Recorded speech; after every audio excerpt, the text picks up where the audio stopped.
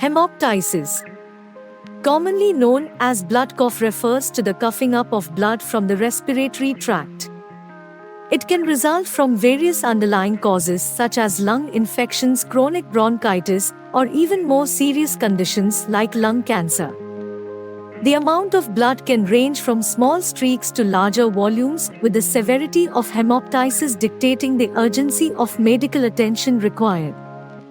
Diagnosis typically involves medical history, physical examination, and imaging tests, while treatment depends on the underlying cause, ranging from antibiotics for infections to surgical interventions for more severe cases.